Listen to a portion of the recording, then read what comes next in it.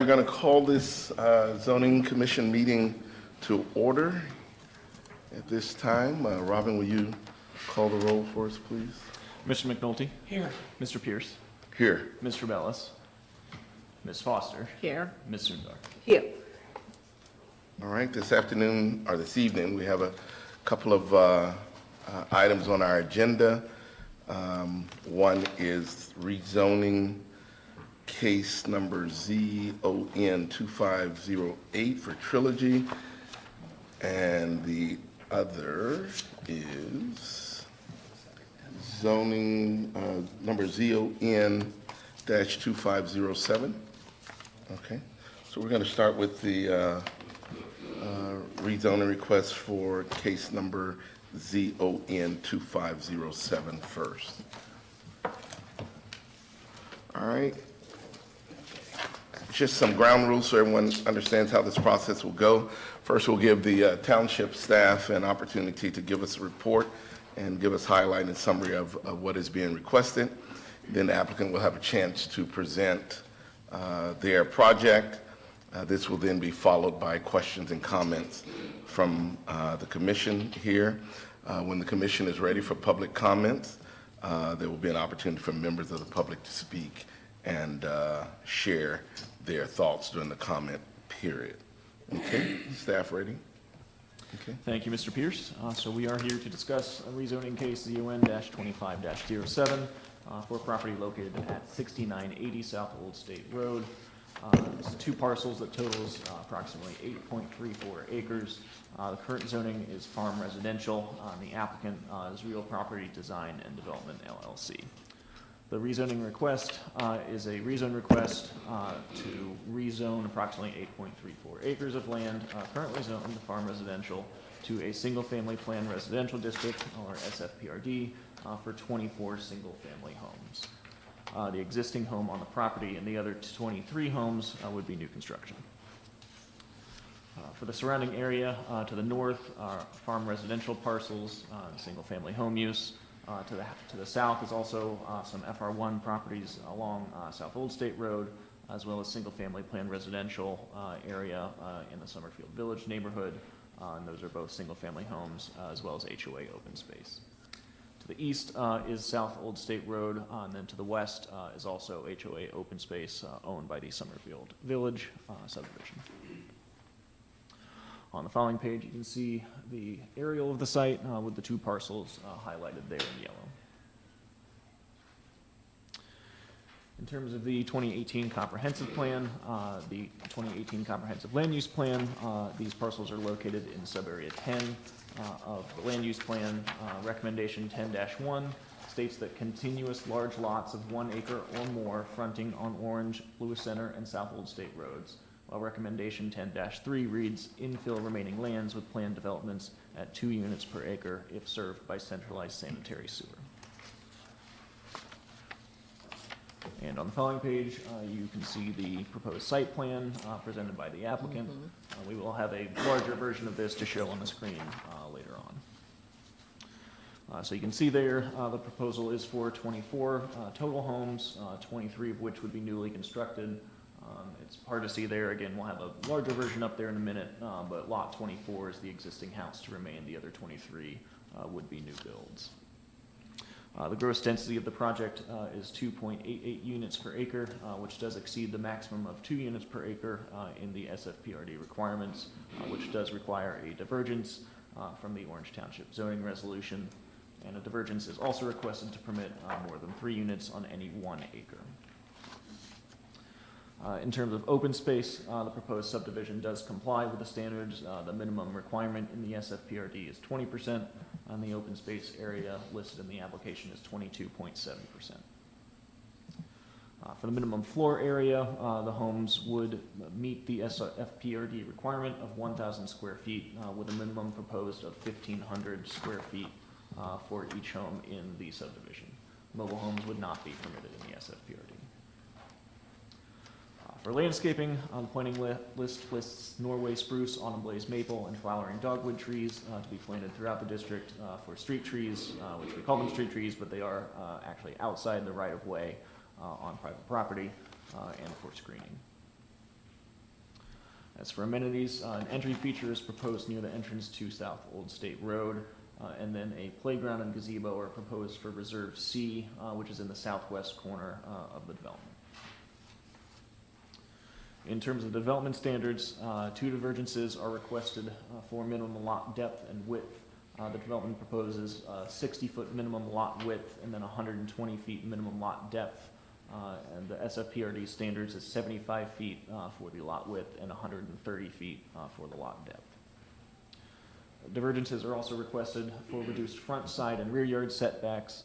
The development text proposes that for one lot, the front setback is 15. Typical setback from a local road is 30 feet. Again, this is only for one lot, which would be along the cul-de-sac. All other lots would comply. The side setback is proposed to be 7.5 feet on each side, which would be 15-foot total between buildings. SFPRD standard is 12.5 minimum for the side yard setback. As for the rear setback, it's proposed to be 25 feet for primary structures and then 12 feet for accessory structures, whereas the SFPRD standard is 30 feet. And then one additional divergence is requested for increased maximum lot coverage, increasing to 35% instead of the SFPRD standard of 25%. So the total divergences is going back. So section 10.07 for the density and intensity of use to allow for 2.88 units per acre, rather than 2 units per acre. From 10.707A, maximum units on any single acre. 10.07E for the side yard setback. We do note that it would still be compliant with section 21.03, which is the structure separation requirement, which requires a 15-foot separation between buildings. A divergence from 10.07F, the building setback, again for lot 13 only. The rest of the lots would comply, again because we have a separate setback which kicks in whenever a lot is adjacent to public right-of-way. That would trigger that need for the additional divergence. And then again, the rear yard setback, which would be 25 feet instead of 35 feet for primary structures, and then 12 feet for accessory structures. And then maximum lot coverage is proposed to be 35% instead of 25%.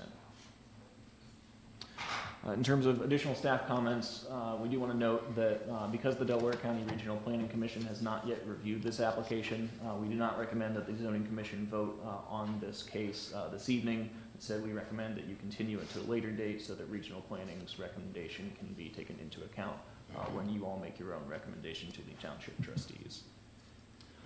Other recommendations and comments that we have, we do recommend a landscape buffer, if possible, be added along the southern property line in particular, particularly where the development would abut the Summerfield Village neighborhood to provide some additional buffering and screening there. And then the Orange Township Operations Department recommends that no parking signs be installed around the cul-de-sac to help with fire truck radius as well as snow removal in the winter. In terms of review from other agencies, the site layout has not been submitted to the Orange Township Fire Department as of last week. It would need to be reviewed and approved by the fire department prior to approval of the rezoning by the township trustees. We did talk with the Delaware County Engineer's Office a little bit on this project, and I made a slight mistake. So a variance, I wrote that the variance could be maybe be needed from the Delaware County subdivision regulations. That's actually the engineering standards. But just looking at a 50-foot right-of-way, which is what's shown in the plans, rather than a 60-foot right-of-way, which I believe is typical. So not really a zoning matter, but something that the applicant may want to look at and address if necessary.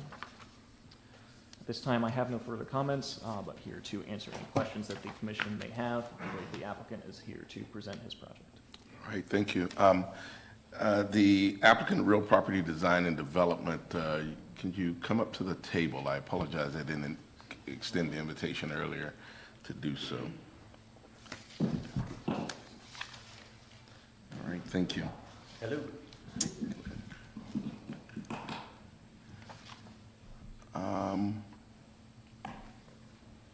Are you ready to present on your Yes, project? Yes, I Tell am. us a little bit about your project and why the request. Is it okay to do it from here, or should I get up to the podium? If you will, stand up at the podium and also make sure you give us your name and your address, please. Sure. My name's John Wicks, Real Property Design and Development, 15 North Liberty Street, Powell, Ohio, 43065.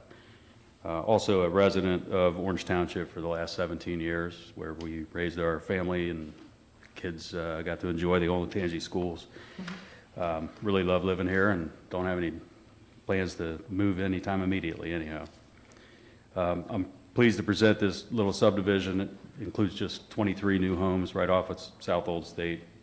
The typical lot size is that we put on this project actually matches the typical lot size for Summerfield Village, which is the subdivision immediately south and west, which is 60 feet wide by 120 feet deep lots. So we kind of mirrored that. We really like the look and feel of Summerfield Village, and we kind of wanted to emulate that development. So we propose similar setbacks and building separation as exists within that subdivision as well. The property is rectangular in nature. Robin, would you mind pulling up like the development sheet? I brought a pointer. I'm not sure if it's going to work.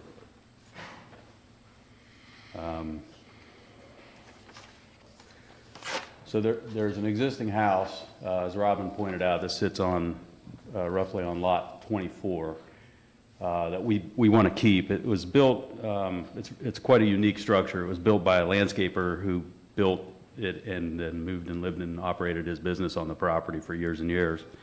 And it's definitely you know, a unique building that we'd like to renovate and incorporate into the development.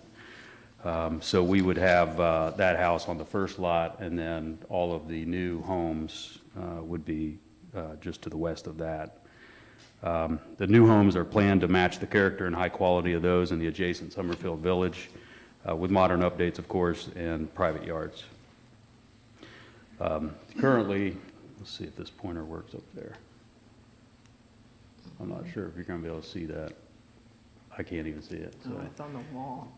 The existing pond, which is up near the front of the development, what we show there is a footprint of what the new pond would be, but it's basically in the same spot.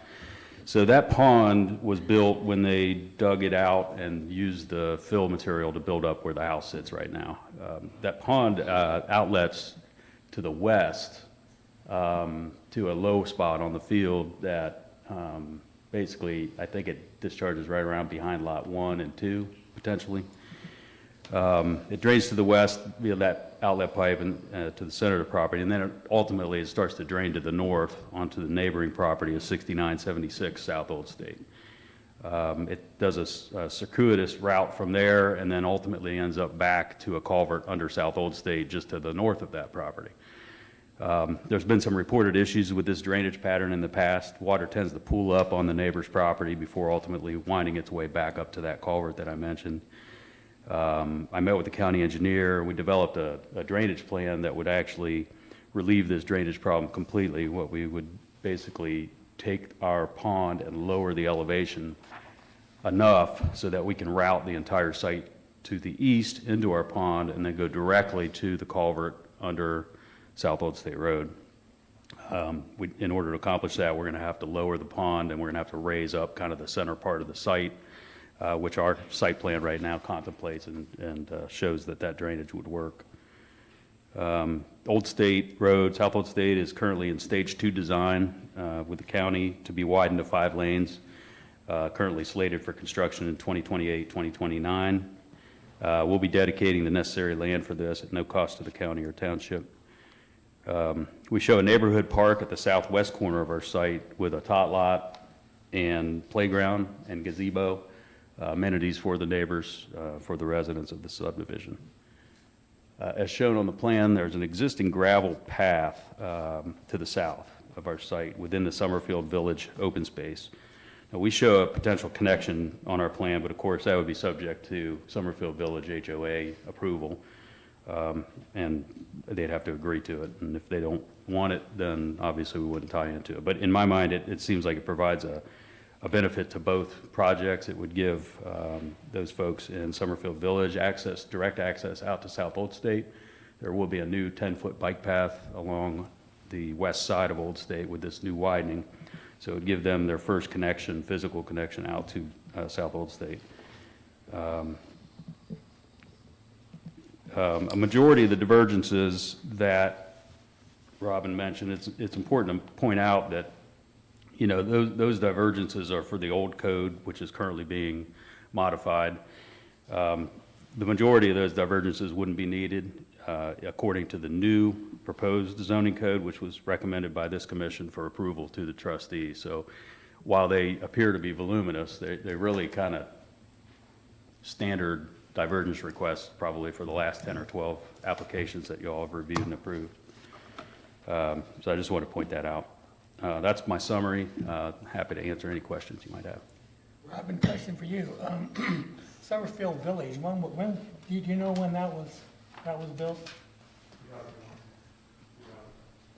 2000, yeah, early 2000s. Okay, and did that have the same kind of divergences that he's asking for with respect to property size and setbacks? It did, and I did a little research. I don't have it right in front of me, but my recollection is that for roughly half the lots had divergences for around those same lot sizes. Not all lots, but some. Do you know if there was a reason specified for that? I do not. I was not around during that time. But there is a way to find out those setback, you know, I mean, like, I can help with you, I can meet, and there are sites which I can help you to get back those information precisely. And I have one question connected to the Summerfield HOA. So, I mean, like, I don't know how that works, so that's the reason I'm asking here. Like, will the HOA notify the residents before approving any such products? How does it work usually? Do they reach out to the residents? You mean, does the HOA reach out to their members? Yes. I assume so, but Yes, I. okay. the Okay. township- There should be some sort of yeah, the township communication. has limited interaction with HOAs. Okay, okay. And the second thing, Robin, the new code, which I know we approved, we like it, and I personally did as well.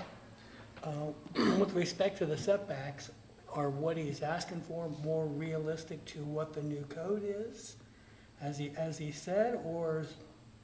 I'd say in general, the setback standards in the neighborhood zone and the new zoning code are more in line with the requests here, but we did not review it under the new code because that new code has Yeah, not been yeah, it's been approved approved, by yeah. the Orange So Township the new trustees. code, even for those residential, have been reduced that much? Again, I did not review it in detail, but the standards are generally a little bit more relaxed. Rob, Because I realized that what those neighborhoods, notwithstanding Summerfield Village, around Old State Road were developed under.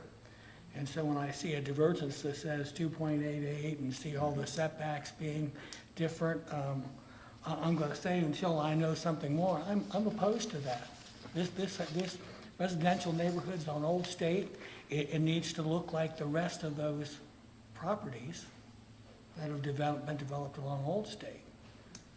Well, so Somerville Village is the only subdivision that actually is adjacent to this property, and the houses begin 400 feet back off of South Old State. So I guess from my perspective, it doesn't really feel like it's a traditional South Old State development, but yeah, to answer your question about setbacks, the setbacks in Somerville Village, I believe, are 15 feet building separation, and they have 25-foot front yard setbacks and 35-foot rear yard setbacks, I believe. I do have the plat actually with me, so I can. And I haven't been on zoning long enough for that. I've been here for 20 years, but not for that one, for whatever reason.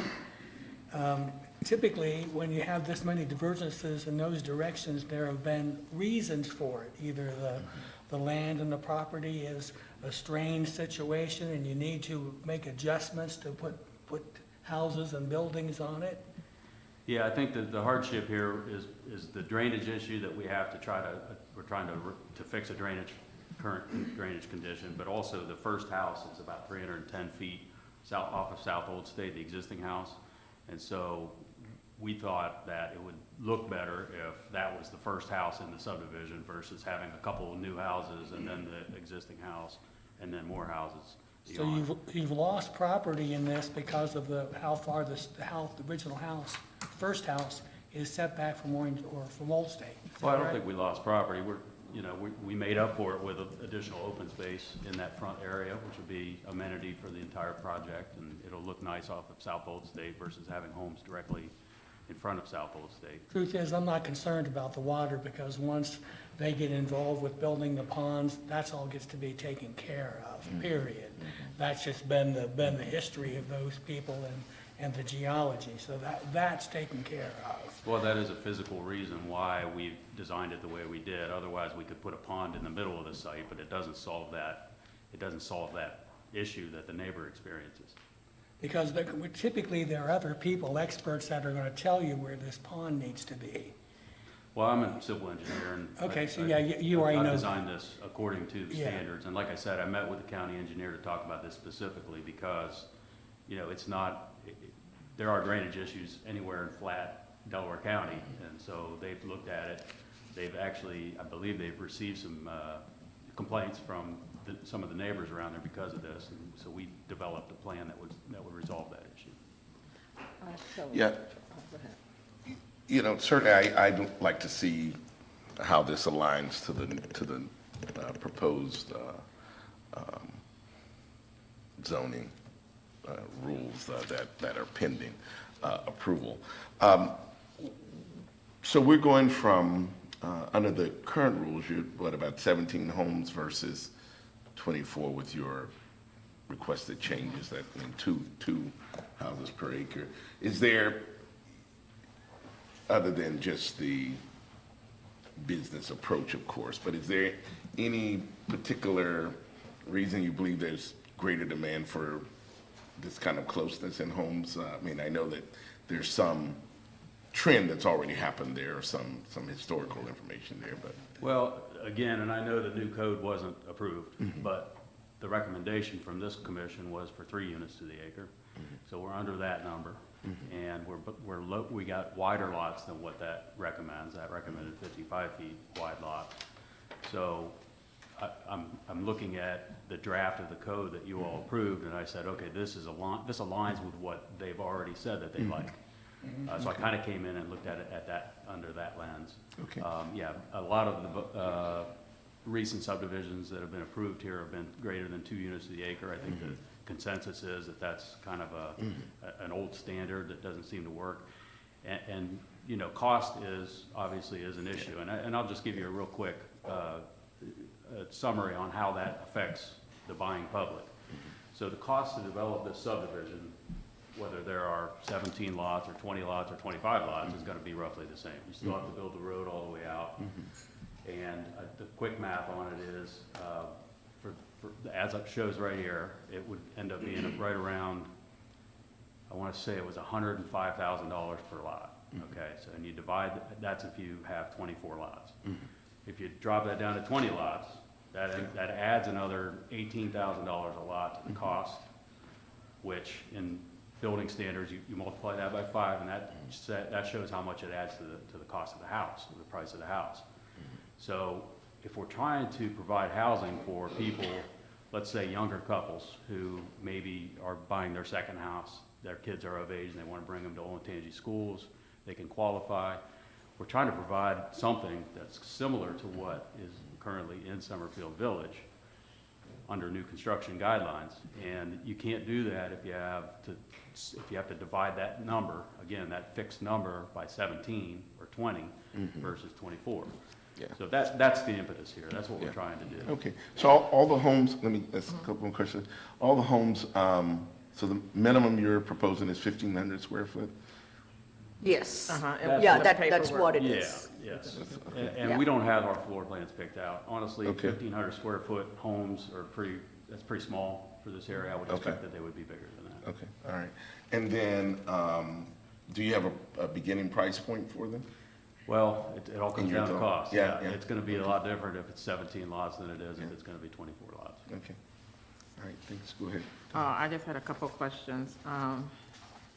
With this street access to South Oak State, that's the only entrance and exit into South Oak State? Yes, ma'am. There were no other public streets stubbed out into this property, so that would be our only physical access. Okay, because I know South Oak State gets to be a nightmare. Well, it certainly is, and there's no question about that. Yeah. But luckily, there are plans in place right now that are, as I mentioned, the county's in phase 2 design, which is the second of 3 phases. Right. Phase 3 design would be final construction plan. Right, and then with the, you don't have your floor plan, so you don't have, you have your builder yet, or no, are they still up in the air? No, I don't. No building? They'll comply with the standards that we've set forth.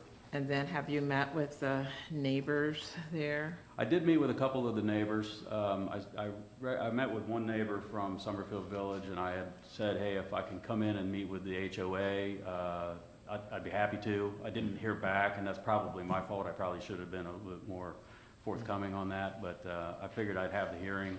I'm happy to see that most of them are here to support this, but happy to sit down with the HOA and the residents at some point after this hearing. And given that the Regional Planning Commission still has to look at this, maybe it'd be some time to still connect with the neighbors and have some conversation if there's Absolutely. things that you hear today or what have you.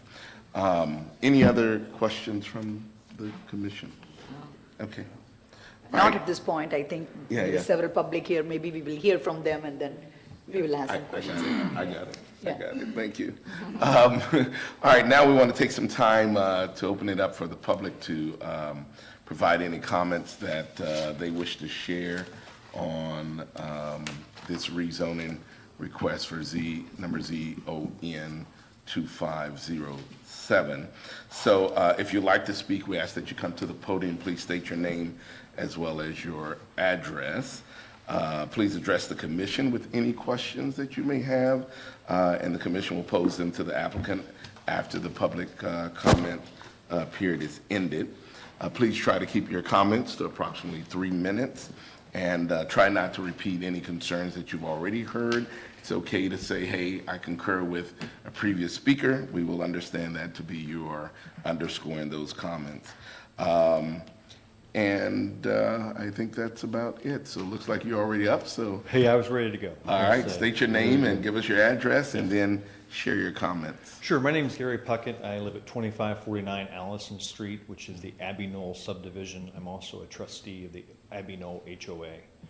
I share Ms. Foster's concerns about traffic along Old State because myself and the residents of the Abbey Knoll community are deeply concerned about adding another subdivision along Old State, which is already overly congested, which comes as no surprise to any of you in this room.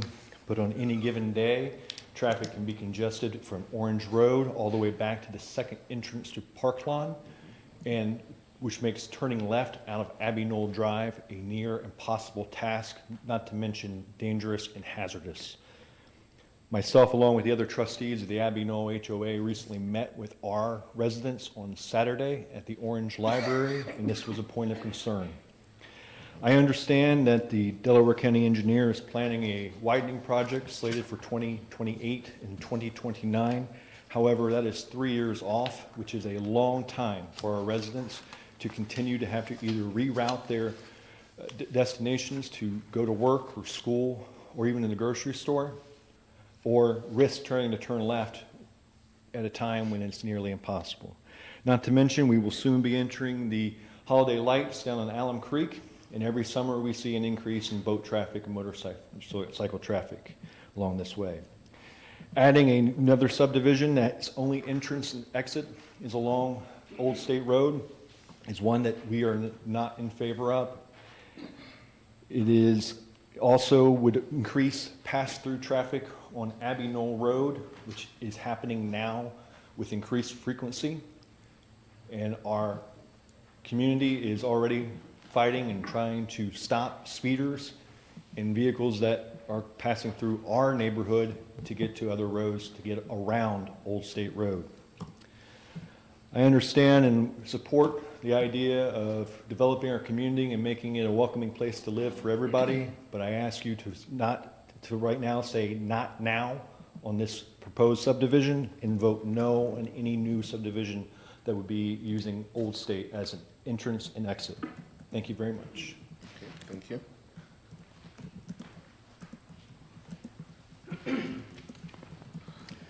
Just real quick, I don't know if the gentleman right behind you was. Oh, I'm sorry, did I he's cut in front already of somebody? previously I couldn't- standing, so I want to apologize. give him an opportunity to come up if you stay.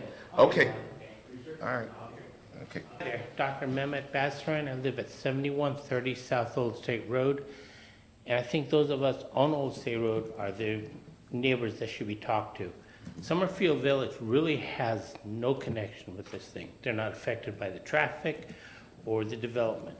Those of us on Old State Road, as well as Abbey Knoll, are really the ones that are affected.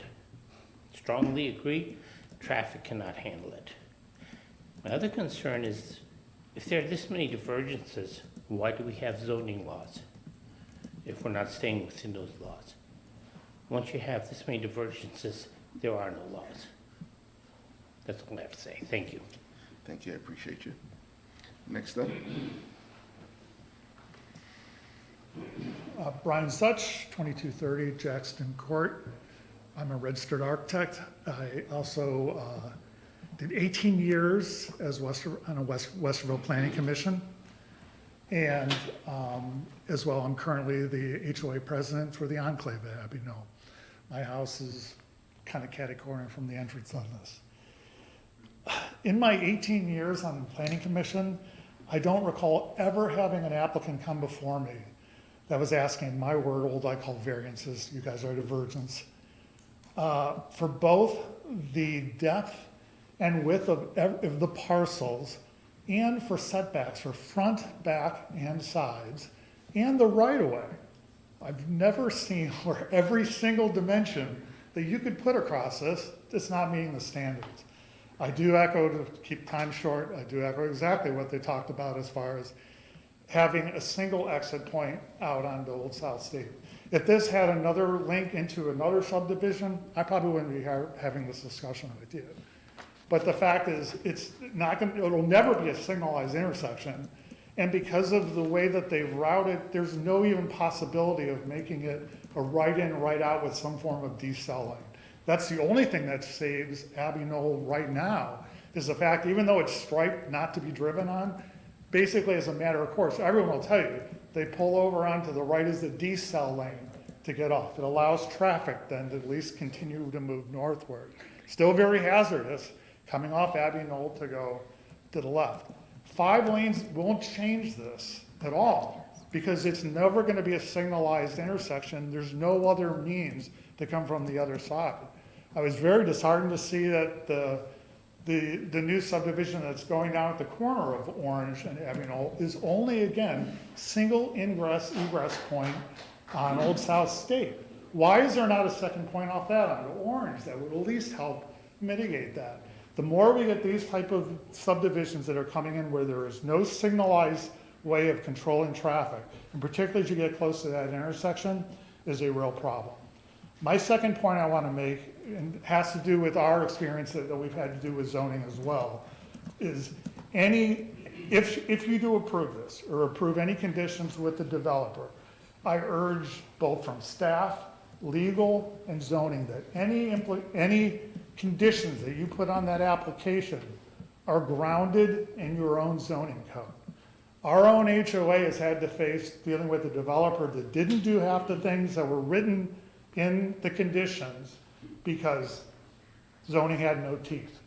We were told, well, once he turned it over to the HOA, we had no knowledge of what the conditions were put in place. Once the HOA gets that, we only found those conditions after the fact. We were told, well, the only thing we can do is come after the HOA to get, say, a fountain put in, or whatever else that the developer should in the first place. So I urge if you do approve this, or anyone going forward, that you make conditions that are held the developer to make those things done before any handover can be done to an HOA. Thank you. all right, thank you.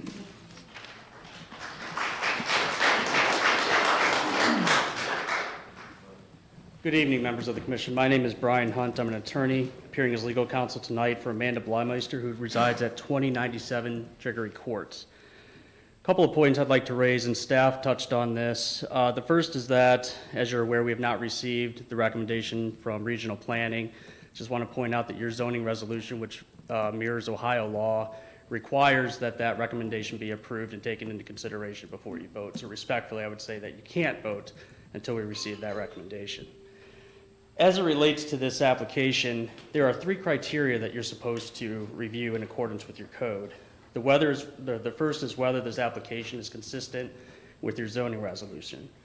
And given the fact that 7 substantial divergences are requested here, I would suggest that it's not. And many of the justifications for those variances and divergences are lacking, including trying to rely upon a yet-to-be-approved zoning resolution, which until it's adopted by the trustees has no effect and really shouldn't be part of the discussion. Further, the developer asked that greater flexibility in house design be considered a justification for a divergence as well, but that's not really a hardship or difficulty associated with the land that would justify such a decision. The second component is whether or not this application is in conformance with the comprehensive plan. As staff pointed out, the comprehensive plan for this area recommends density at 2 units per acre. We're at 2.88, which is roughly 44% above that, so it fails on that criteria as well. The third point is whether or not this supports the general welfare or is in conformance and supports the general vicinity. It clearly does not, because it's out of compliance with the comprehensive plan as well as the zoning resolution. As I'm sure you'll hear tonight, there are further concerns that this commission should take into consideration to show that this is not in the general welfare of the township. Thank you. Thank you.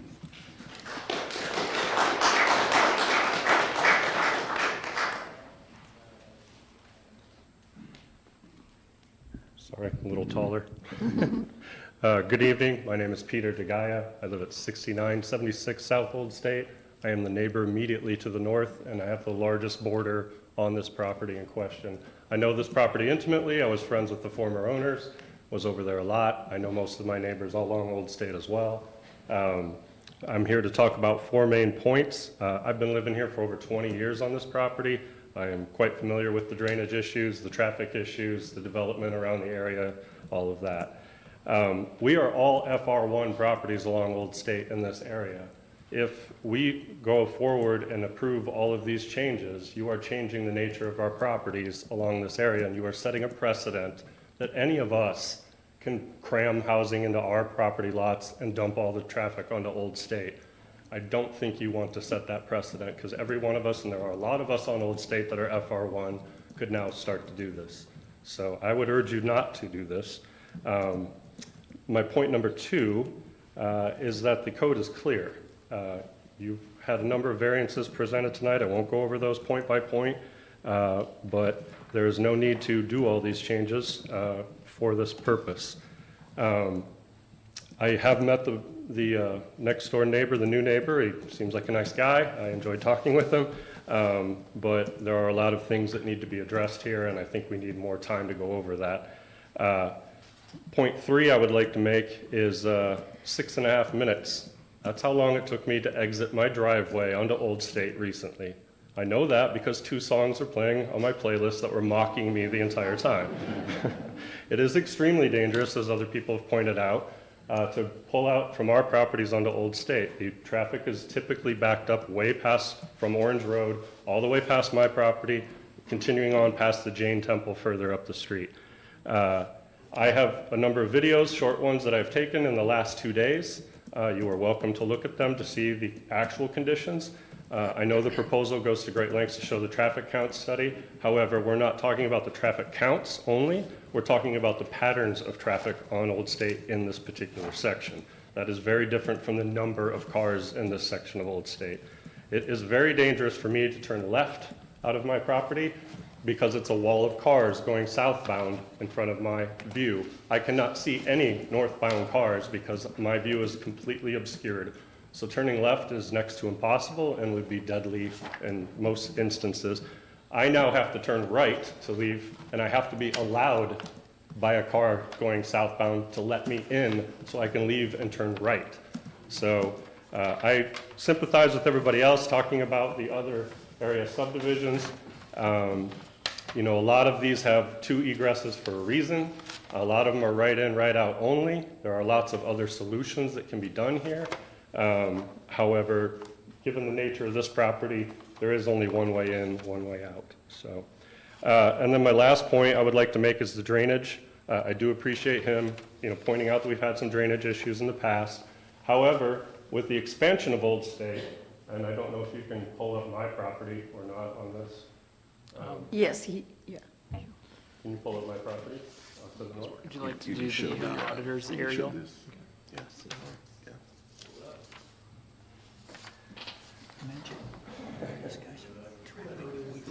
Yeah, yeah.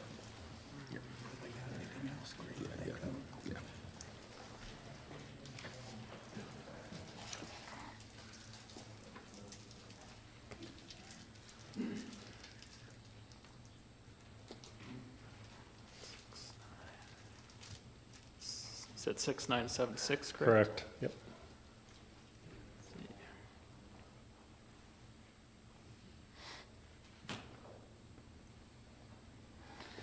Should come up now.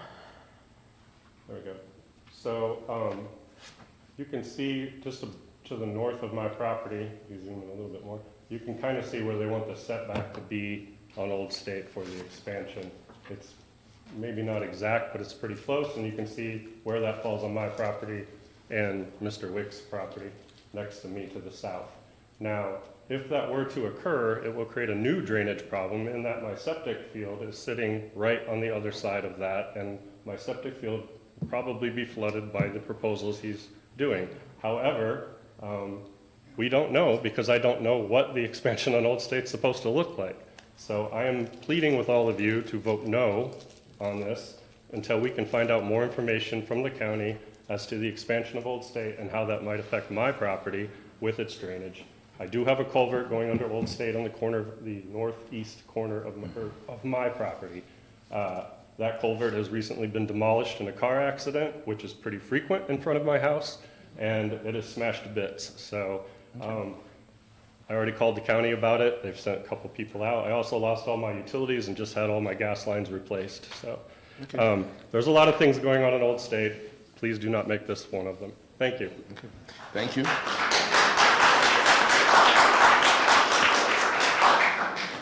Give me just a moment real quick. I just want to make sure that we're sharing things that are new. I think we have heard the traffic side. I think we understand that and appreciate those comments. So you can acknowledge, hey, I agree with the traffic story, and then move on if there's something else. But yeah, please.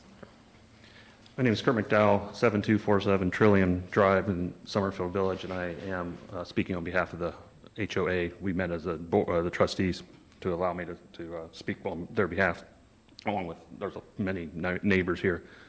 I know there was a comment earlier that it wouldn't affect our neighborhood, but it obviously would, the neighbors that are on that cul-de-sac. But to go over a few things that have not been touched on or were touched on earlier, the Planning Commission has not approved this. When you're talking about density, we are 2.18 units per acre. Glen Oak Estates is 1.77. Allen Crossing is 1.92. Lake Shore is 1.36, and that disaster that's at Orange and Old State is 1.96. So nowhere near 2.88 that they are asking for. The trustees met in a special trustee meeting, I think it was in the beginning of October, to discuss the proposed zoning things, code, not things. Yes, it was recommended by your board at 3. One of the trustees, and they agreed to lower it to 2.5 for the next draft. So when that comes out, it won't be 3 anymore, so they will definitely be above that. Again, the master plan, comprehensive plan says 2, so that is still over that number. And if they do widen Old State, they're going to lose some land, so it's even going to be more dense, but that's beyond the point because it'll already be built. He mentioned Summerfield Village lots. Our lots are, according to the Orange Township, are 75 by 120. They're not 60 by 120, which they are asking for.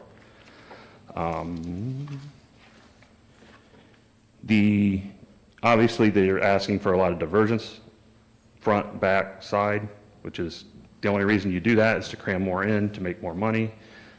So that adds to the traffic problem, which I'm not allowed talking about because it's already been mentioned. He also mentioned about connecting to our path. We will have to work directly with the Mr. Wick to that, because we'll have to, the location is not where we would want it, along with the location of the playground. That'll pretty much be in somebody's backyard, or right off their backyard. He's referencing 60 by 120 lots, which is 7,200. In the trustee meeting, they mentioned they were going to raise or lower, because right now it's 1,000. But what was proposed, they're going to raise it to 8,400, so that would still be in less than what they were, the trustees are contemplating right now. The diversions obviously are only beneficial to the developer, not to the township or the neighbors. Traffic. And then I know there's going to be another meeting to discuss this, but so as a HOA, we urge you to vote no as well. Thank you. Thank you.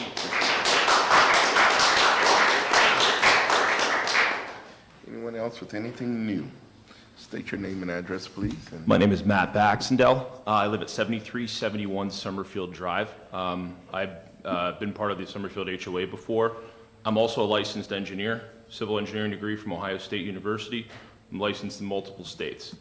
6 years ago, I stood before this board begging you guys, not necessarily you guys, but the board at the time, to not approve the disaster at the corner of South Old State and Orange that has been a blight for 6 years. There's a number of items that I could get into about what I don't think I like about the design. For example, that acreage counts from the center line of the road. It's called a pro right-of-way. Whenever the 2 lanes come through, it's a 5-lane section like we see at the South Park there. They will lose 65 feet in for the entire length of the property. So it's not going to be 8.3 acres. It's going to be 7.8 approximately. There is a 50-foot wide right-of-way, not a 60-foot as mentioned. That is standard everywhere else. I can get into a lot of these details, but what it comes down to is virtually all of the things that we've talked about tonight were talked about with that 6 years of nothing that's happened on this corner that's only going to make traffic worse. This doesn't have a fire truck situation that I'd be comfortable with in terms of emergency vehicles, et cetera, et cetera, et cetera. We've already done this. And there's a blight on the corner that's only going to make the traffic worse. It hasn't been built at all. And I was promised, after a year of debating it, that this would be fine, it would be approved with the county, everything would be handled appropriately, and none of that stuff was handled. We still are waiting for that to be built. On top of that, one of the conversations that I've had essentially multiple times since is there was never the pedestrian path connection for that one from our neighborhood to the whole trail network. Now we're being asked to maintain 2,400 linear feet of gravel trail that Summerfield Village has maintained for nearly 30 years of existence is their only tie-in that they have right now. So we would now be responsible for another neighborhood's trails without having had a connection for 2 new neighborhoods that have been built. That's a problem as well for us. So from top to bottom, we are only adding traffic.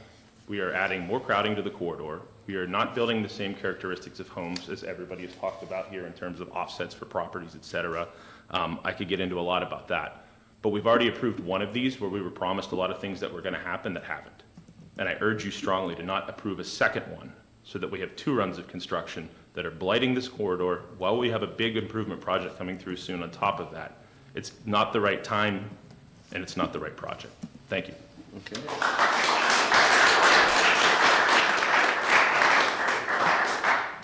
All right, any other comments? Sorry.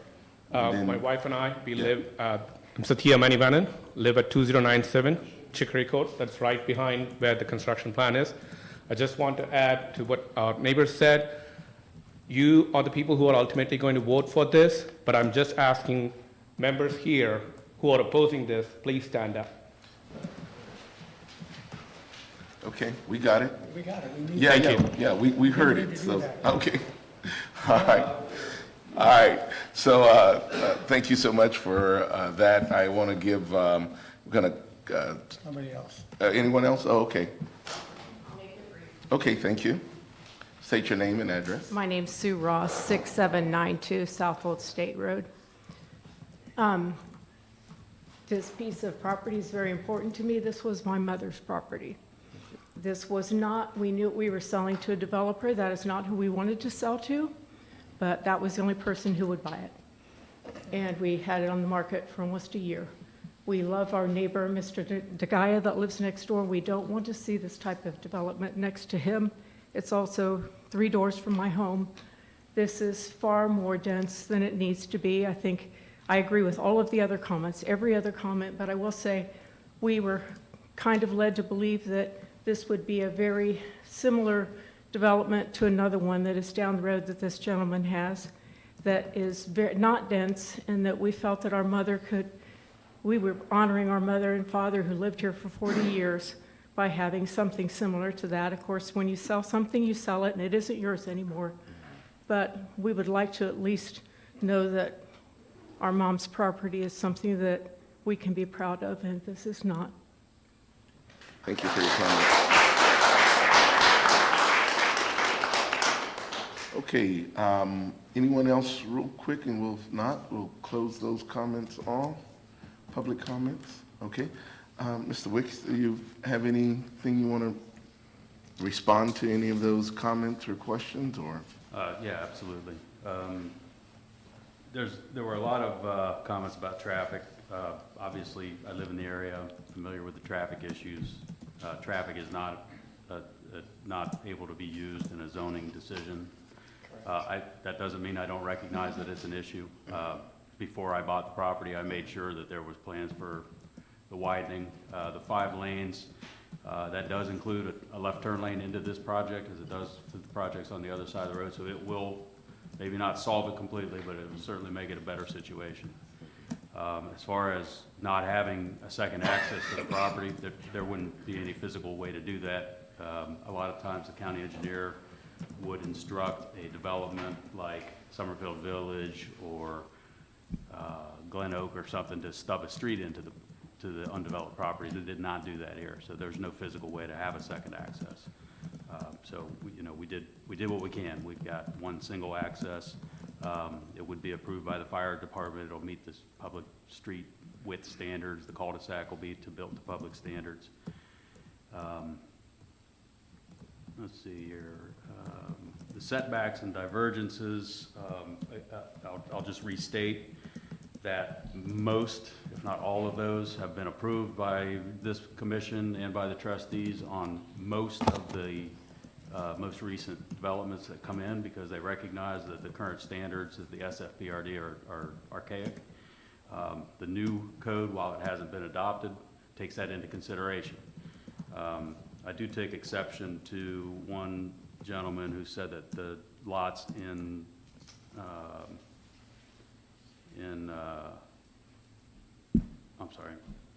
the subdivision to the south is not 60 by 120. I've got the plats here. They are, at least half of them are 60 feet by, in fact, 110. I think some of them are even less than that. Some of the lots may be 75 feet wide. That's probably true, but all of the lots that are west of this project in that subdivision are 60 by 120.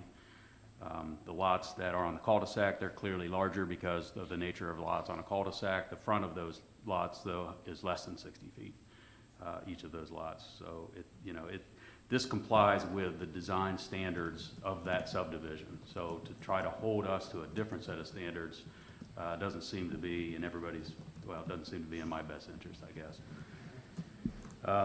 Let's see if there's anything else here. The right-of-way on South Old State, the right-of-way of the road that we're developing, honestly, the Delaware County standards that I have show 50 feet is a standard right-of-way for cul-de-sacs. It could very well be that I have an old set of standards. If we need to make it 60 feet, I don't see that as a hardship at all. All that does is take 5 feet of depth off of the lots themselves, which would still be in excess. I believe they're over 120 anyway. Take a look real quick and see.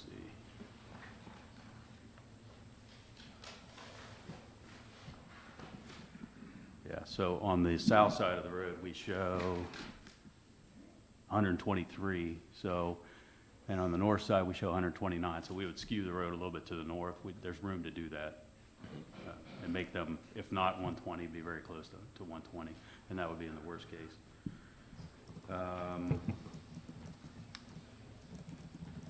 As far as density calculations go, Orange Township does a gross density, not a net density, and it is based on the parcel size. The parcel is 8.34 acres right now. Yes, there will be some right-of-way dedication, including the right-of-way for the road that we'll be building. However, that is not how you calculate density in Orange Township. So I did come in here recognizing that the new zoning code wasn't approved, but it was recommended for approval by this commission. So I felt that we were in a pretty good position, recognizing that most of these divergences wouldn't even be required. The divergence for house size per lot is a pretty standard request now. A lot of people are preferring to have larger homes on smaller lots. I don't know if that's addressed in the new code, or if it's, you know, as that new code is still being worked on, maybe that's something that'll be looked at. But 35% of the building covering a lot is pretty standard. So we don't see that as, you know, in my mind, all that does is mean you're gonna have a bigger house on a lot and make it a more valuable house.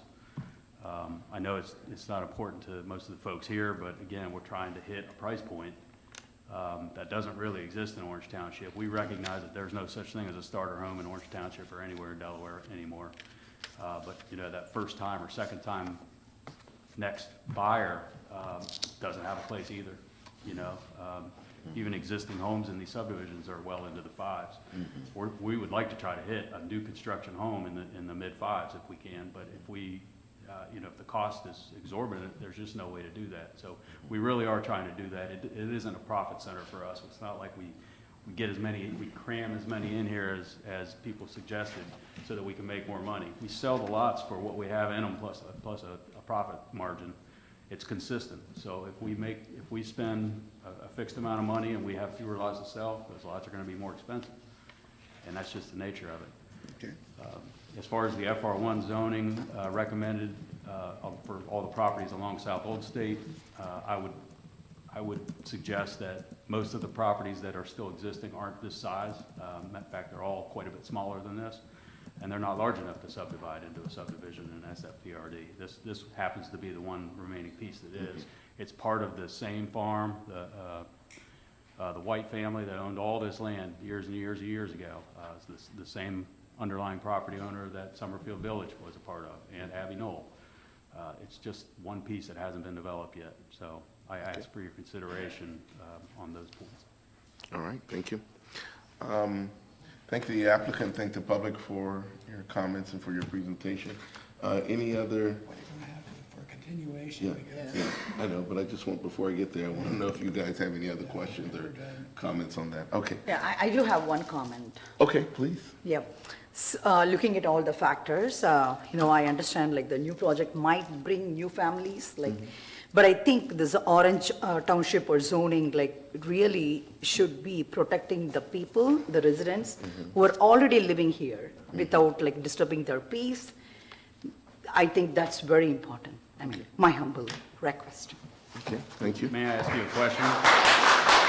May I ask you a question on that? So, does the presentation of any subdivision here then destroy or disturb that piece that you're talking about? Yes, sir. So you suggest that nothing should be developed here? Oh, no, not like that sort. Like this includes lot of divergence, starting from the traffic. The Divergences. next door neighbor next to you, Yeah? you heard the story. I heard So the the people who bought this land already, they are no clue like this subdivision is going to be on the, you know, plan. They all bought that like long time back, and knowing like this is going to like, you know, produce all this like serious accidents and traffic and stuff. I'm only requesting if there is anything else to do like very smaller, without disturbing the community. That's all I'm saying. I'm not against for like, you know, for any growth. I'm not against that. But I think the primary reason, like all the residents here, you know, I think that is also our primary reason the zoning is to protect the residents. Okay. All right. Okay. All right, thank you all. I appreciate all of the feedback, and just to both the public and the applicants, we take all things into consideration, including the additional agencies such as the fire department, and then, of course, the Regional Planning Commission, which I think we stated at the beginning of this, start of this particular discussion, and was recommended by the staff, that Regional Planning Commission has not weighed in on this, and I think Mr. Weeks has also recognized that. So under that circumstances, we certainly want to take in consideration their thoughts as well, and then evaluate what we've heard tonight and other things, even the potential rewrite or the rewrite, and what are some of those potential considerations as well, if appropriate. I would like to request Yeah.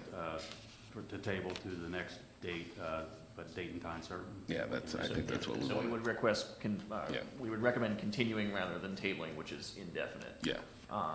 So the zoning commission has 2 meetings on the schedule for the rest of the year. Next one is November 18th, the following is December 16th. So I think part of that is, you know, I don't the like either of applicant, those you know, things. I don't know if you, how long you anticipate you would need to make any revisions, you know, based on what you've heard tonight and based on any feedback from Regional Planning Commission, if you have a preference between those dates. I'm sorry, can you repeat those dates? November 18th, which is in 3 weeks, or December 16th. I think the December day would be better. I think I'm gonna need a little bit extra time to work through the issues. So can someone give me To move a to, move to, thank you, someone move to have a time date certain, which will be December 16th December. for this rezoning application, ZON-25-07, Right. to be continued on that date. And to be clear, that would be 6:30 PM at Orange Township Hall, 1680 East Orange Road. Okay, thank you. All right, who wants to move? I for- move, Can I get a second? I was gonna read it out, but yeah. Oh, I don't need okay. to read it, I don't have it. I don't have the address by my heart either. Okay. Do But I you want move us to that read it, we, or?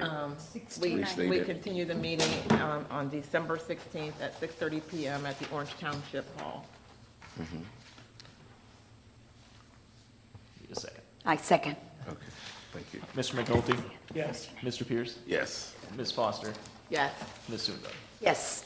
Motion carries. Meeting will be continued to December 16th at 6:30. We will send out meeting notices prior to that date. All right. Thank you. Okay. Thank you all. We appreciate you for that. All right, next up is, I'll give you all a minute to clear out. This next one is not as long, but we'll see.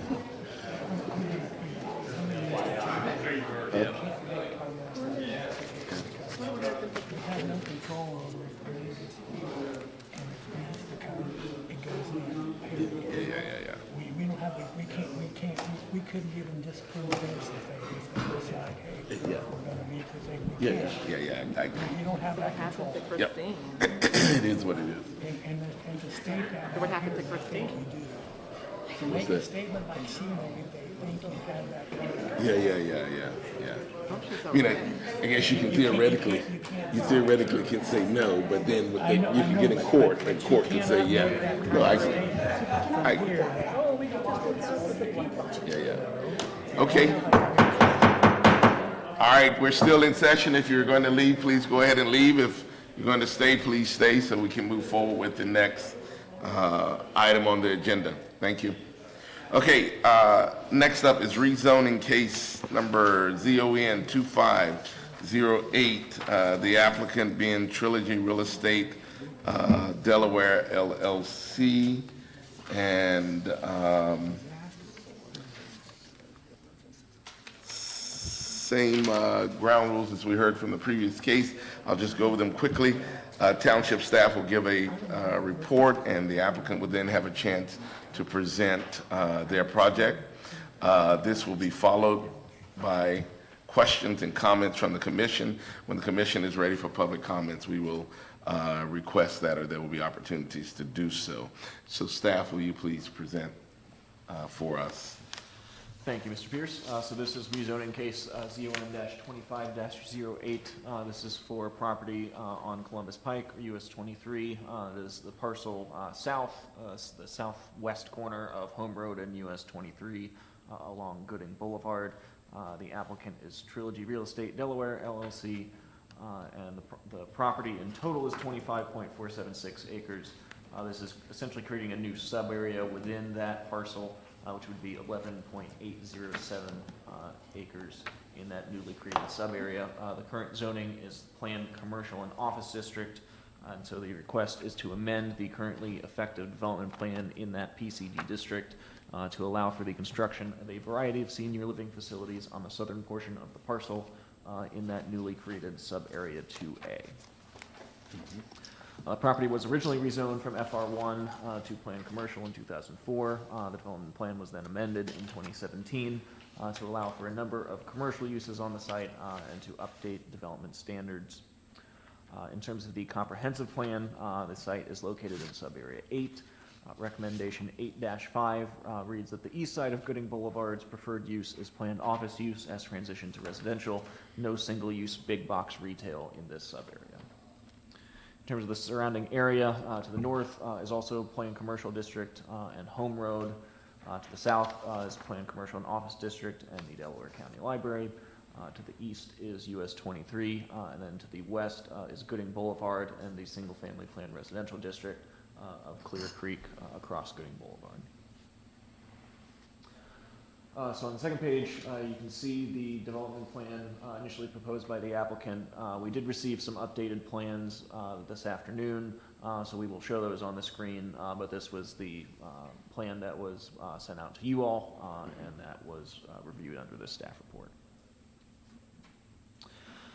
So in terms of the parcel configuration and uses, the parcel would effectively be split into two sub-areas. The northern of the two parcels would remain as unchanged under the current planned commercial district, and then the southern 11.8 acres would technically stay the same zoning, but with a development plan that would allow for senior independent living uses. This technically is a divergence to allow the residential uses in the PC district. So we're talking about one parcel. The north part would remain fully commercial. The second part would have this assisted living and senior independent living uses. We do note that the assisted living facility itself is permitted under the current development text, so the assisted living portion of the project could be built today. However, the request is to amend the development text to allow for the senior independent living uses that accompany the assisted living. So that's the reason that we are here this evening. A divergence is also requested from section 14.05 to permit temporary trailers to be used for sales and or leasing under the requirements of the PCD. Temporary trailers are only supposed to be used for construction. There have been similar divergences granted in the past for sales and leasing trailers. For the unit count in buildings, plans submitted by the applicant show the assisted living facility to be a little over 62,000 square feet. And then 15 independent living units are shown as they are duplexes. That would be a total of 30 independent living units. In discussion with the applicant, it sounds like that number may change slightly, but approximately 30 units in total. The plan district does contain a maximum square footage for all the buildings on parcel 2, which is that whole parcel. Text has been updated to clarify that the maximum square footage in the sub-area shall not exceed 220,000 square feet, and any building square footage not developed in sub-area 2A remains available for development in parcel 2. So just some shifting around of the essentially what is sitting in place for maximum lot coverage.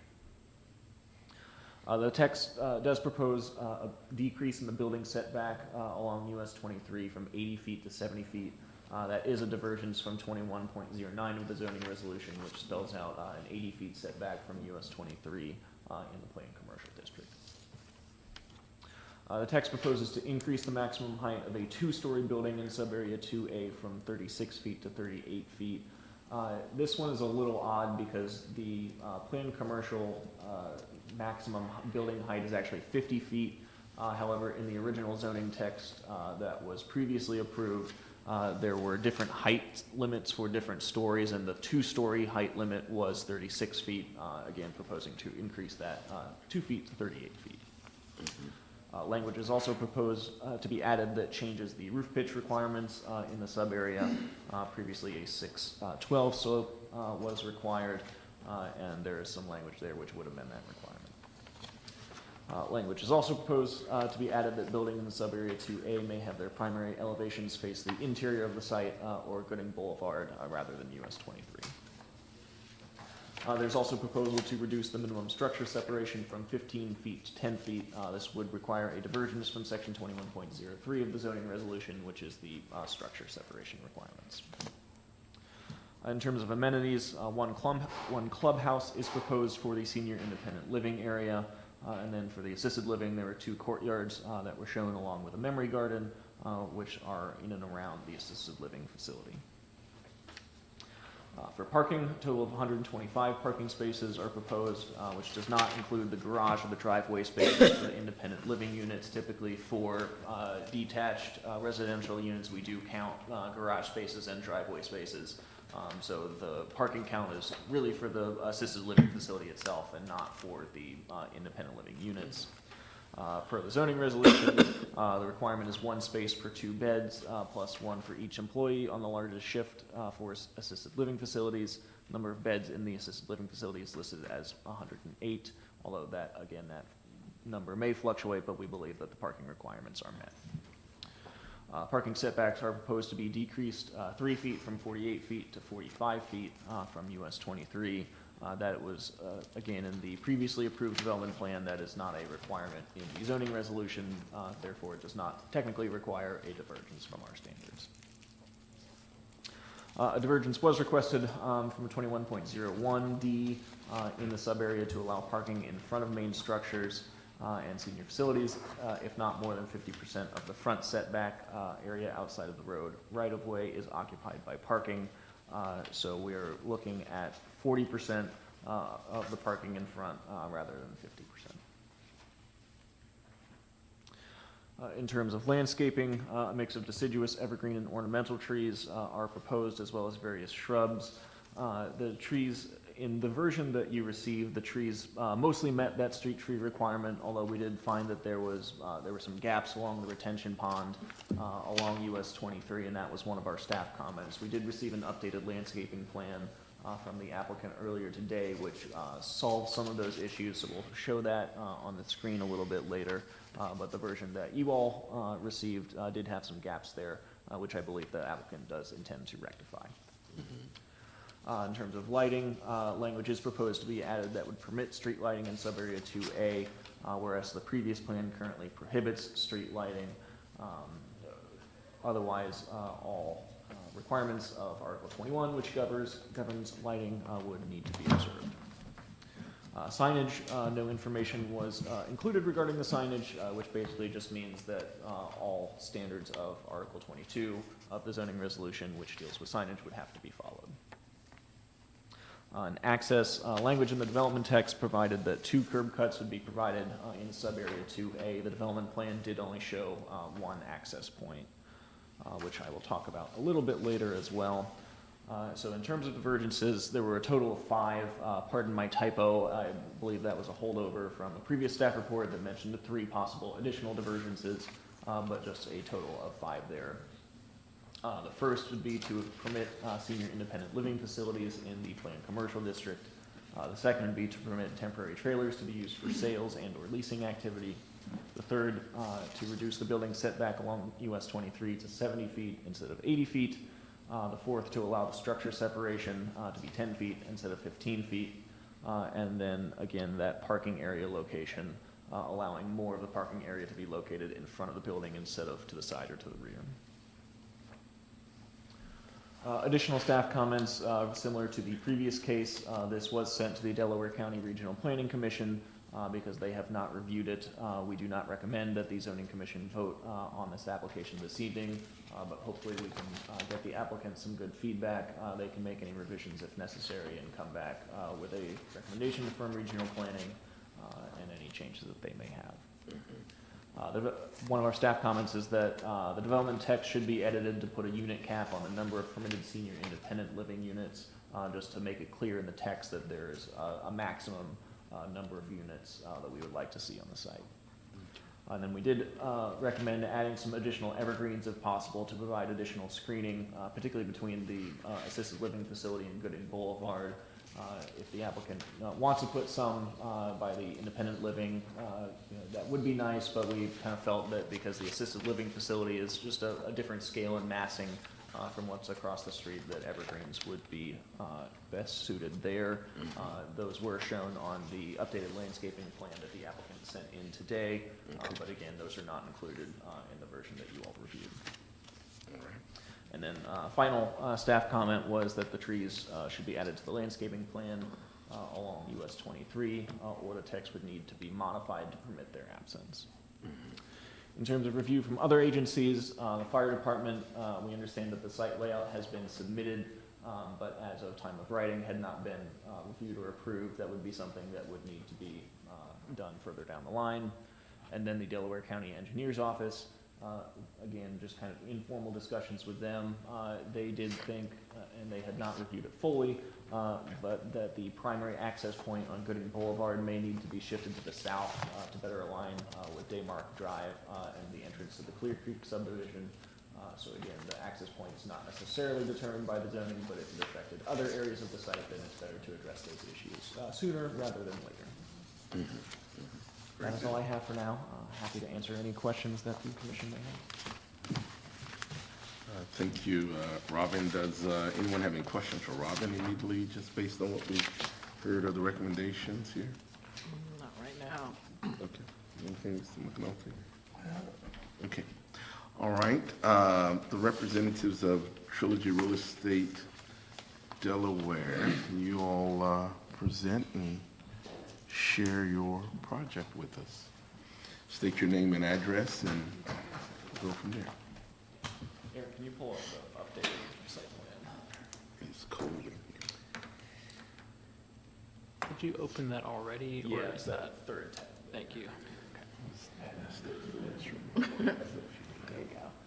Look better.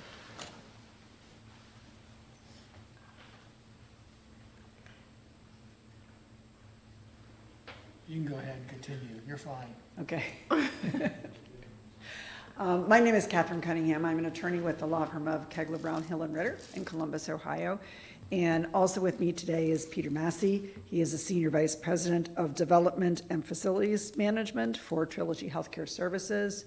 And Trilogy Healthcare Services also is, Trilogy Real Estate Delaware LLC is also, it will be the owner of Trilogy Healthcare Services. It's their facility.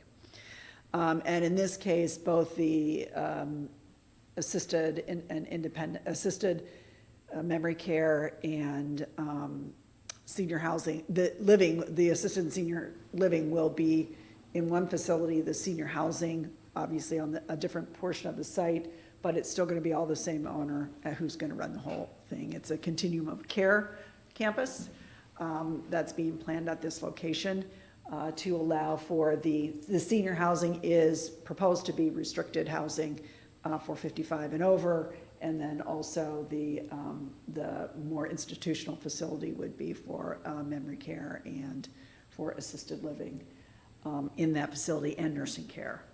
So this district was originally, the entire district is 31 acres.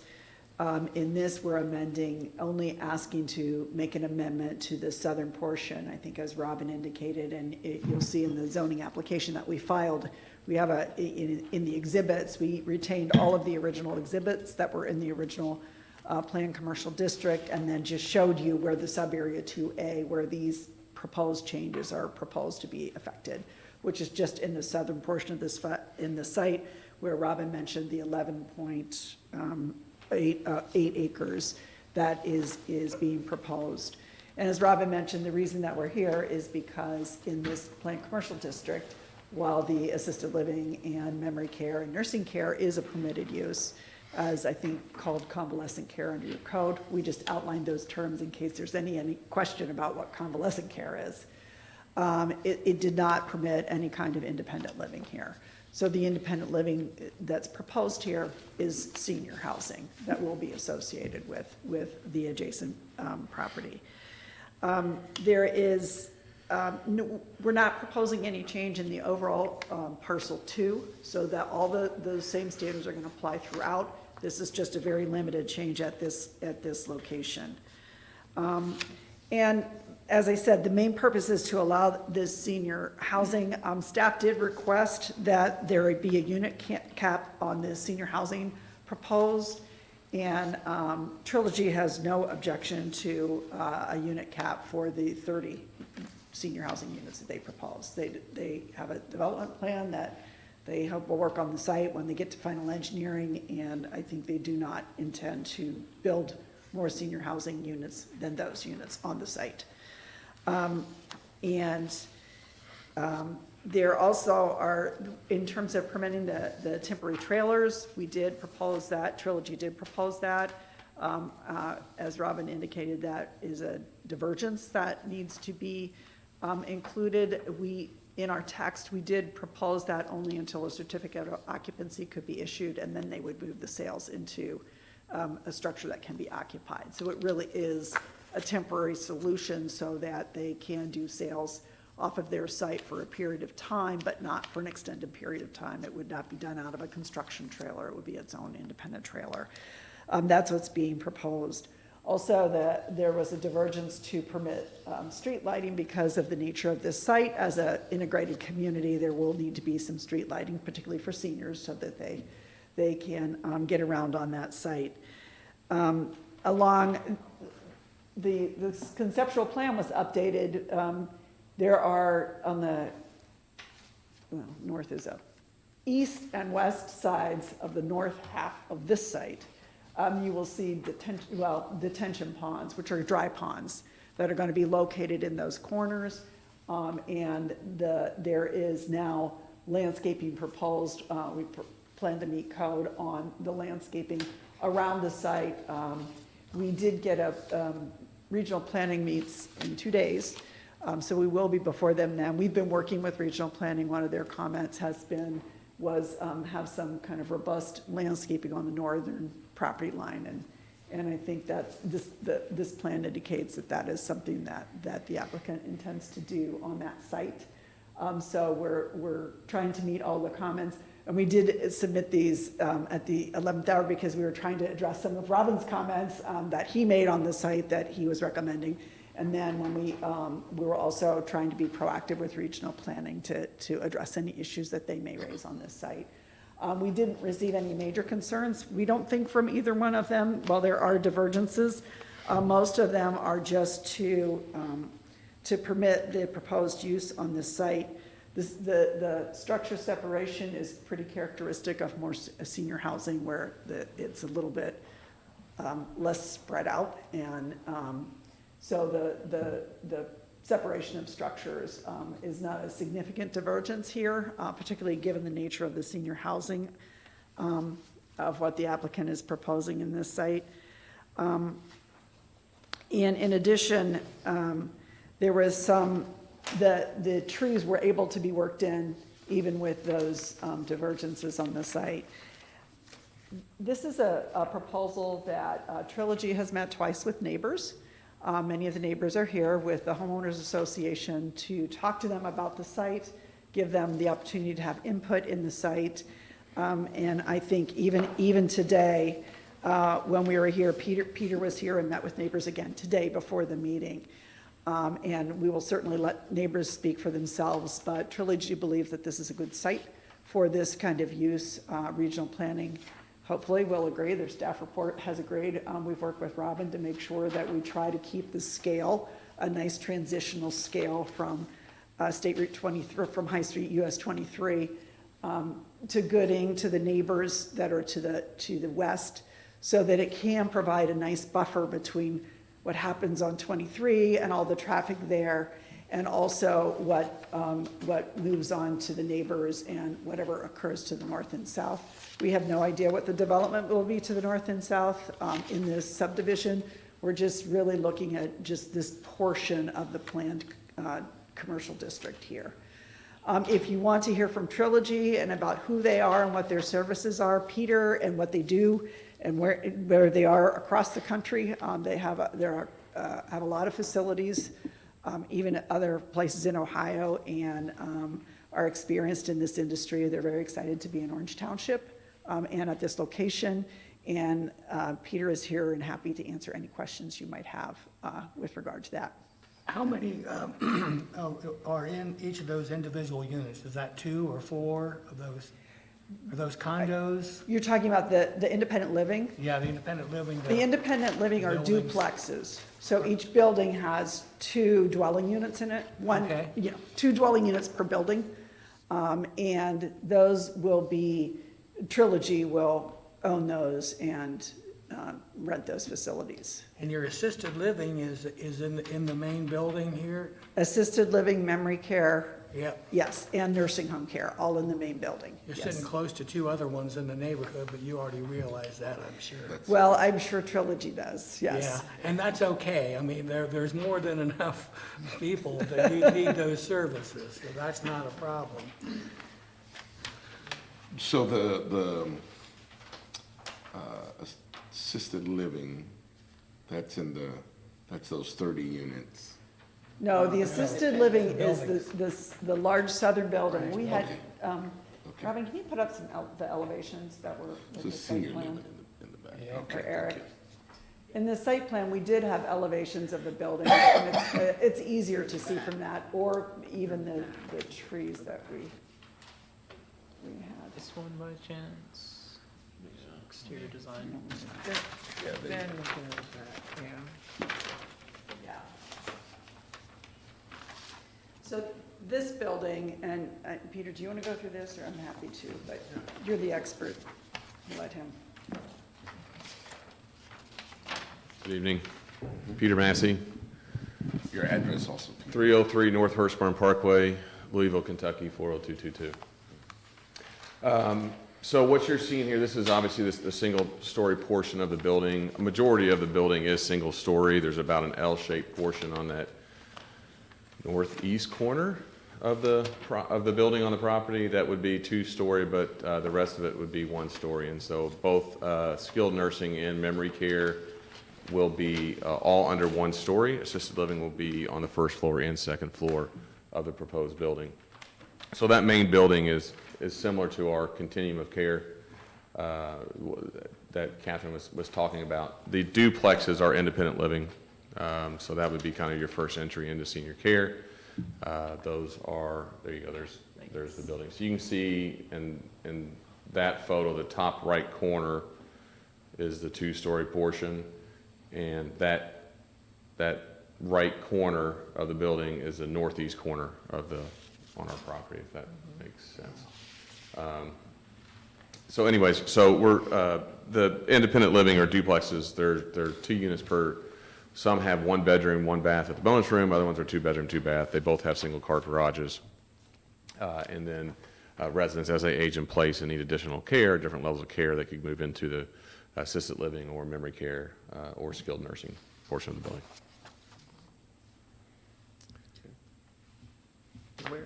Where's your other locations in Ohio? So we are a Midwest-based company. We started in 1997 in Louisville, Kentucky, and we're just in the Midwest. That's purposeful for how we've grown. We've got 20-something facilities in Ohio. Around here, we have a facility in Hilliard, one in New Albany, one in Gahanna, one in Pickerington, and we just opened one about an hour away in Lancaster. We also have several facilities that are north of here in the Toledo and greater Toledo area, Findlay, Ottawa, Bellevue, and keep going. And then south, we have several as I think I well. am familiar with your one in Hilliard. Norwich Springs? Yeah, I think I know where that one is. Yeah. Yeah. I'm familiar with the concepts of senior living and the advancement, Step Up. Willowbrook has some things like that. I volunteer at New Albany, the Avalon at New Albany. I'm a master gardener, so I volunteer there for therapeutic horticulture. But then my daughter is an ED at the Avalon, New Albany. So I'm familiar with the concept of it and the living and the independent living piece of it and the need for it. because as Dennis alluded to, we have several right here in this area. Or right there, real close to you, almost Yeah, walking Avalon, distance of this, yeah. of this facility. Yeah. But again, I don't think that's necessarily a problem. No, it's not a problem. You said you already met with the regional planning? Were there? We've not met, we've had conversations with them. That meeting is on Thursday of this We week. got conversations with them. We've got a copy of their preliminary staff report today too, and talked to them about the recommendations. I'm curious, I like this, but I'm curious how they feel about doing this versus commercial. A couple of things have tried to go into these areas and have not, for a variety of reasons, but I think it's Actually, they recommended approval of the use. yeah. You'll see it next week. I don't want Yeah, to, well, no, that's fine, yeah. As a good transitional, because it's connected to the assisted. I think Yeah. this is a little closer to the community behind you with the condos and everything there. I think it's a better fit because there's going to be no curb cuts from 23. Your only input-output is there, what you have on Gooding Road, unless fire decides they need something else, which is always possible. And we do have to work through, I think Robin mentioned it, we do have to work through the county engineer.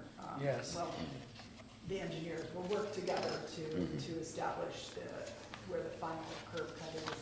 And I don't, if we did say we're committing to 2 curb cuts in that sub-area necessarily, I don't know that that was necessarily intentional, but we'll work on that because certainly we need 1 curb cut in that sub-area. It's just a question of what works out best and what the engineer says. And your other divergence was really a setback from 23? Correct. Yeah. Yeah, from, Yeah, 80 to 70. from the right-of-way, and you needed that because, Just to keep the main reason for that, I believe, was the parking around the facility itself was pretty tight, the pavement was pretty tight. And so if there was anything off at all, it might have encroached a little bit. So just proactively, to keep the setbacks, particularly out the Gooding correctly and sort of centered on site because there are, I think Robin pointed out in the staff report that it's kind of a through line. So you've got all these crazy right-of-way setbacks. So it was really for that, and again, regional planning had no objection to that. yeah, I can see that they wouldn't, but that doesn't bother me either with that. One of the things too that we looked at is, if you notice, there's no parking that's facing Gooding Boulevard, excuse me, which would be facing the Clear Creek neighborhood. And so that's one of the, when we were having our civil engineer design this out, we wanted to make sure there was no parking that would face there, so for headlights at night and that sort of thing. We also always try and get a loop road around our main prototype building as well as our patio home. So if you look at that, there's a loop road around there. Then if you go to the southern portion, which would be on the left side of the screen, that's where that walk bridge is that goes over. So there's additional setbacks on that. So it's kind of a funky site in terms of setbacks on all sides. And so when we looked at it, if we figured that, I think it's 10 feet total along US 23 is where we wanted to push it back. How large is the staff that works at the main facility for assisted care? So this building, once it's fully occupied, will have about 120 employees. About 70% of those employees are full-time, excuse me. So there's 3 shifts. We don't do 12s, we do 3/8. And so typically 35 to 40 is your biggest shift of employees. And then it trickles down from there and you have some weekend staff. How many patients do you expect to have in the assisted living portion of this? So the assisted living, there are 42 or maybe 43 units that are there. Okay. Mhm. That is where the difference is. We're not changing the difference on the patio homes. We're tweaking the floor plan just a little bit, maybe 42 or 43 You on only the have assisted living side. essentially 30 people or something in the, You said it was units or beds in the assisted living? 43 units on assisted living. Those are, we would never occupy them with 2 strangers, but if there's a husband and wife that would want to live there, they can. That's a lot more typical on the patio home side versus the assisted living.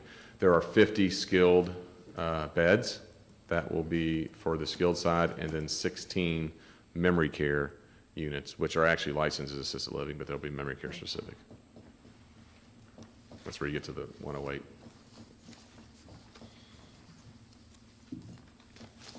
Any other questions? Yeah, I think it's good. Okay, thank you all for presenting your project. Now we want to give an opportunity to open it for public comments if there are any. Just a couple of thoughts here. If you would like to speak, please come to the podium and state your name and address. Please address the commission with any questions, and the commission will pose them to the applicant after the public comment period is ended.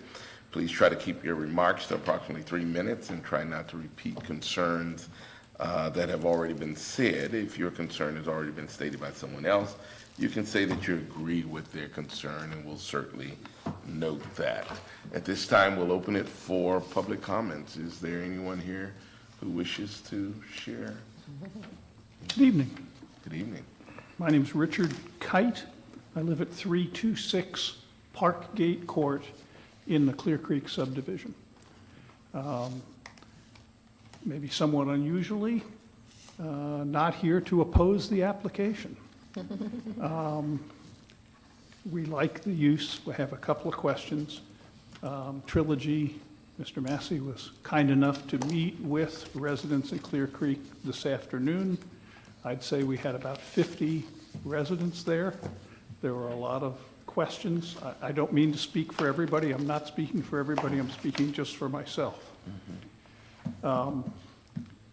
Couple of issues that we just want to make certain are carried through if this application is approved.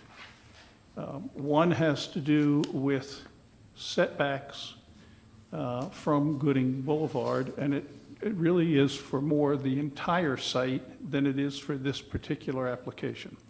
The underlying code requires a 10-foot parking setback and a 30-foot building setback along Gooding. We argued when the previous application was here for a 30-foot parking and building setback to allow for mounding and landscaping on the entire site from where the walkway starts to the south up to Home Road. So all of Section 2 that Mr. Block is going to maintain ownership of beyond the site, we would like 30-foot setback for that entire frontage to accommodate mounding and landscaping. The other thing is that we'd like to make certain that the residential uses that are being accommodated through divergence in this application apply only to Section 2A, that they do not include Sections 1 or 2. I've discussed this with Robin. He didn't think they did. I thought they did. So I just want to make sure that it doesn't. We also had comments initially about landscaping. There's been recent upgrade in the landscaping. Really haven't had a chance to study that, but in a typical landscape plan, it'll identify the number of shrubbery, the kind of shrubbery, the height, and right now what we've got is circles on a map. So we need a little more clarification of that landscape component.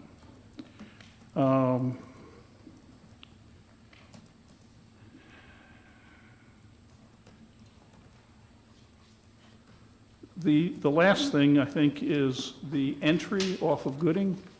There's been some discussion about whether that lines up with the entry into our subdivision or not. Right now, it's offset to the north. It appeared to me that the residents who attended the meeting today favored that offset location. And all I can say is we'd like to see that pinned down so that we know where it is rather than perhaps floating. I think that covers the comments. Thanks for your attention.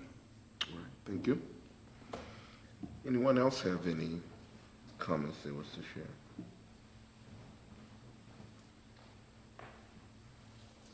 Good evening. My name is Dennis Han. I live at 7232 Slate Bend Drive in Delaware. I'm president of the Slate Creek COA. It's located about a mile west of the proposed location. And I've sent out an email broadcast to all 69 of our residents 2 weeks ago, sent another reminder 2 days ago. And to my knowledge, I have not received any negative feedback from the proposal. We are not into the detail that was provided just previously, which sounds very accurate, and we would, I believe, support that. Our declarations at Slate Creek prohibit a board member of representing all 69 units, so I'm only providing just my own personal feedback tonight. But we believe the proposal that we're listening to this evening is probably the best proposal versus an alternative down the road that could be much less desirable. Thank you. Appreciate your comments. Dr. Ed Haas, I live at 285 Home Road. In general, I'm in favor of the proposal. My biggest concern would be the lighting. Not familiar with any neighborhoods around us that have street lights. I understand the need for some lighting for assisted living, but, well, independent living, but if we could keep it low and dim. Okay. Thank you. Appreciate your comments. Anyone else from the public have any comments to share? All right. If there are no additional public comments, do you have any response to some of the noted concerns and certainly the support? We do. I'll start, and then really Peter will have the answers most people really care about. But in terms of where, I'm going to start with where that road is located. Actually, technically, that's not really a zoning issue. That's up to the county engineer. We will work with the county engineer, and wherever he says it goes, that's where it's going to be. So, you know, it's not within the jurisdiction of this board, and nor really specifically the applicant's choice. Yeah, absolutely correct. That's right. So one of the other issues I think that was mentioned was whether or not the residential uses are included in parcel 1 and parcel 2. They are not. They are specifically not. And when we included those in the text, Robin and I did talk about that language to make sure that it was really only going to apply in 2A, sub-area 2A. And the reason for that was to get these independent living sites, housing onto that site. So there isn't anything on there, and as I said, Trilogy's willing to, and we'll do some updates and amendments before the next meeting, but they will agree to limit the number of those, you know, the independent living units that'll go on that site, as it's shown on that application. So to be pretty clear, that's not anything that anybody has proposed. And in fact, we've worked with Mr. Block to make sure that we're really only talking about sub-area 2A. We did not try to amend anything else, anywhere else. And in fact, anything above 2A, we didn't really amend anything on. So setbacks up there didn't amend. It's really, we only amended just sub-area 2A and left all of the other standards everywhere else in place the way they were before we asked for amendment. So our modification really clearly is only applying to this area. And then I think in terms of the lighting and sort of the landscaping component and the submissions of that, I'm gonna turn it over to Peter and let him address those issues. Yeah, I can do that. As far as the landscape plans, I certainly can have the details on what those individual plantings are. I don't think it was a requirement for this one, but we'll certainly have that. In fact, we had it prior to hearing your all's notes and modifying a little bit. So I directed them not to put it on there because I was on the road today and didn't get a chance to review it. But we certainly can provide that just as soon as we have it. We don't need to wait until submittal. As far as lighting, we try and make it as the least intrusive as possible. We have the lenses on them that face down. I told the residents across the street today that this is somebody's home. This is going to be 108 residents' homes. And so they don't want light in their windows as much as people across the street don't want lights in their windows. So certainly, not only will there be a photometric plan that shows there won't be any light bleed over our property, it'll be targeted to certain areas around the parcel, and I can assure you that it's not lit up like a mall or anything like that. That's not something that we want for our residents. Because you need to have a lighting plan, because just with respect to your assisted living, it needs to be lighted just for your own staff coming in and out and just We have the lights, parking. but we're not trying, and the same reason we didn't try and do any changes to our signage. We're not putting up a big hospital sign or anything Right. like that. This is as much as it doesn't look like a residential building because of the size of it, it is a residence for our community that's going to be living there. And so we want to make sure that it's quiet, even down to when trash pickup is and deliveries are. We make sure those are during regular hours and not disturbing our residents, let alone the neighbors as well. And then, Mr. Hahn, if there's ever I'm happy to come talk with your neighborhood as well, answer any questions or concerns they have. I've said it all along, we're a neighbor, that's what we're gonna be. We're part of the community. You can go into any one of our campuses. I don't need to know that you're going in there, and I can guarantee you're gonna get the same. Because, yeah, there will be the details about, here's the trash pickup and the shielding around trash, but I'm sure you're aware of all the details, and since those haven't come up, we're already expecting that those will be there. Yeah, I would say that any of your all's codes or any rules and regulations, even in the zoning code just for this specific parcel, unless we've asked for a divergence to it, we're in agreement with everything on there, and I would argue that our divergences are minimal at best of what we're doing. How long do you expect the sales trailer to be there? I know it's until you get the occupancy certificate, but do you have an estimate? It's something that my sales team makes me ask for. So with the patio homes that are here, we will try and push and get that first one, or maybe even the clubhouse, built quickly. Not knowing the permitting process, if we're able to have a separate permit on that. If we can get a separate permit to have a CO just on one individual site, we may not even need a sales trailer. This project is about an 18-month build from the time we break ground to the time we cut a ribbon. And it's about 5 to 6 months to build one of those patio homes, and we don't need a sales trailer until we're 8 months from opening. So theoretically, we may not even need it. Okay, good. Clubhouse will take on the sales activity. Yeah, it's a lot easier to sell a Yeah. patio home out of a patio home than a trailer, so. Yeah, absolutely. Well, all sounds good. But it's still subject to the regional planning Correct. commission review, and I heard your comment, but we want to see that in Of course. official writing. We would also Yeah. request that, hopefully, that we get on your agenda for the 18th of November, we believe, but by then, we can have whatever supplemental materials are going to be in and address what regional planning has. They have very minimal comments that we should feel like we should be able to address. All right. Yeah, so that's what we'll do. Are there any other comments or Just one questions? thing, I think the gentleman, then I'm sorry, I don't recognize the name, he said like something about the entry clarification. I think you need to check with them, The the entry. Well, clarification. so that's something that is really out of our control. Yeah. If we had a choice, it would be where you're seeing it right now. That opens up into where there's no house across the street from there. But again, that's an engineering. That's Delaware County. Yeah, they're gonna- That's Delaware County Engineering will control that and decide where the road is between them, and then fire has to go through and take a look, and if they had any adjustments to it, they would have a say in it as well. Yep. Yep. Okay, any other questions or comments before we make a motion to continue? Okay, so anyone want to? I move that we make a motion to continue this into our November 18th hearing at the Orange Township Building, 1680 Orange Road, I think the address is. At 6:30 PM. 30 PM. And it's for rezoning case number ZON-25-08, parentheses, it's trilogy. Thank you for your time. Do I have a second? I second. Mr. McNulty? Yes. Mr. Pierce? Yes. Ms. Foster? Yes. Ms. Sudar? Yes. Okay. Thank you.